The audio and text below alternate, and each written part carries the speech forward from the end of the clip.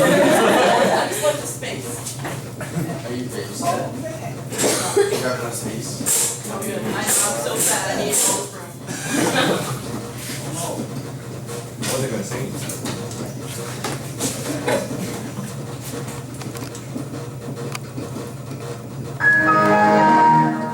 Music. And on that note, Yeah. yeah, no, You good?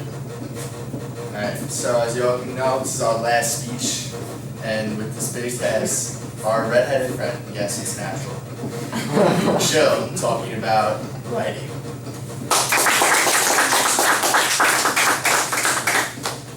If a writer falls in love with you, you can never die. This is a quote. Good. This is a quote by Nick Everett, who is an author.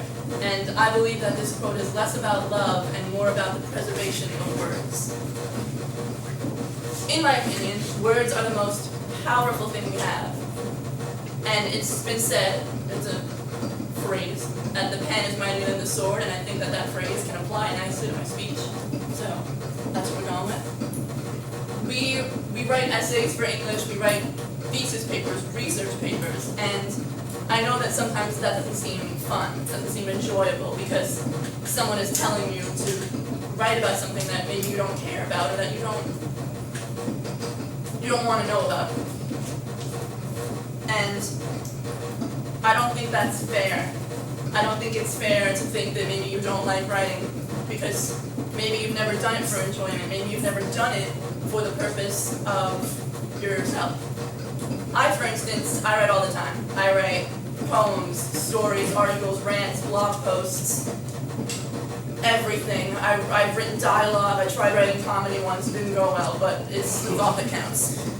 I've taken creative writing classes, I've excelled in English, and after my junior year of high school, I was accepted into a program at Adelphi for the summer that only took one student per high school, basically a writing program, obviously, it wasn't something else. And even though it was only a week long, it was a really, really eye-opening experience for me. And I'm not trying to tell you that I'm the best writer on the planet because that's not relevant. But I want you to know that I know more than how to use Microsoft Word and a thesaurus. I understand how writing works, I understand what it is, and I understand who I am as a writer. Today I'm going to talk to you about an issue, a solution, and a visualization of the future. We are a generation of unheard voices, of stifled creativity, and of vague, lazily preserved memories. We need outlets to unleash our thoughts and opinions, and if they can't be heard, then at least they need to be expressed.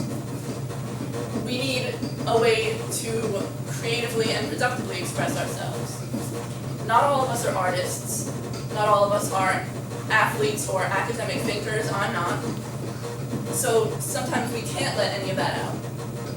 Our memories are only expressed through photos we put on Facebook, vague Twitter updates, and one-word texts.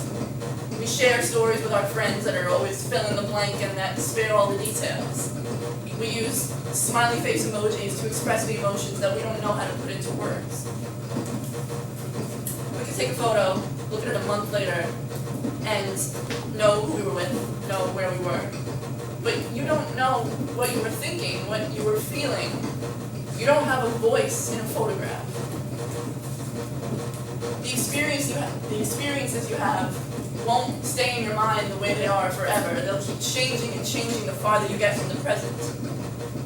But luckily, the wreckage that this problem has caused can be salvaged when you realize that words give you both an identity and a personality. And that's what lives on. The solution might be telling you to write more, but it's not. It's more to write for yourself, to express, create, and reflect. And that can mean a number of things. You could express your opinions through a blog, which is short for weblog, and it's on the internet. And it's an organized way that people discuss controversial topics, current events, opinions. You can customize it and track other blogs. Personally, I use Tumblr. And it's given me a perspective on a lot of issues that I never would have really cared about had I not become part of it. And that could be you guys could inspire. or be inspired, whichever comes first. Then there's the creative aspect. Poetry is creative. Did you guys know that we have a literary magazine called Luna on campus? They meet during club hour in the G building, and everybody there is super nice and talented, which is why I don't go there. And it's a really good feeling to get something that you've written published, to have other people recognize it.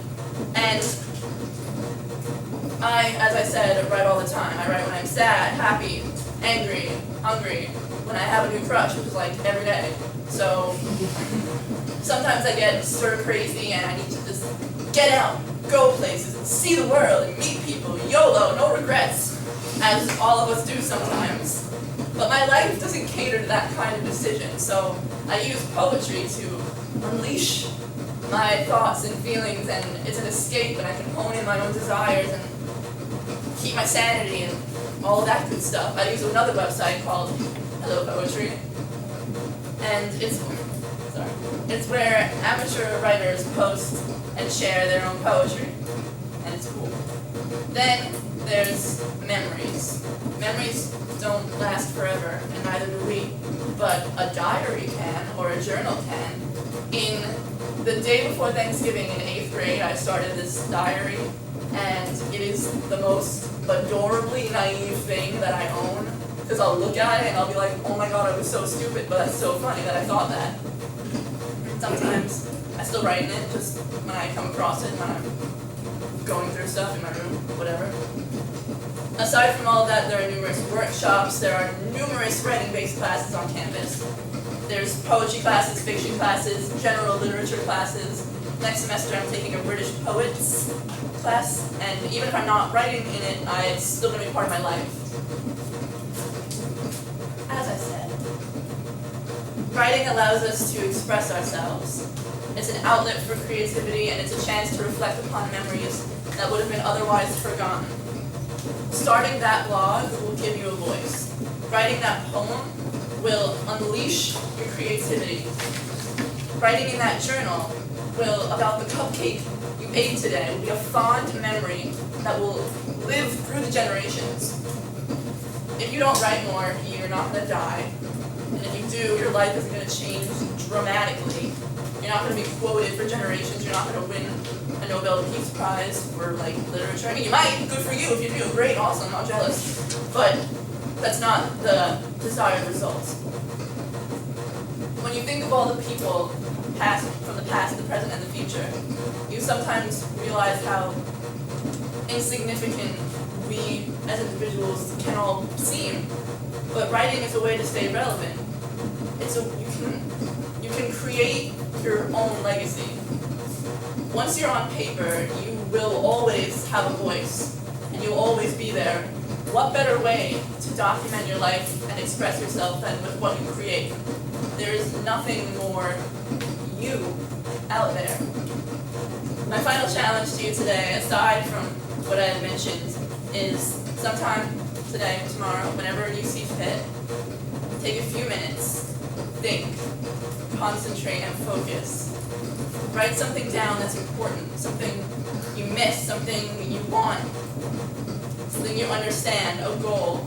Make it as long or as short as you want. Fill it with anger or happiness, and then do absolutely nothing with it. Don't put it on Facebook, don't put it on Twitter, don't show it to your friends.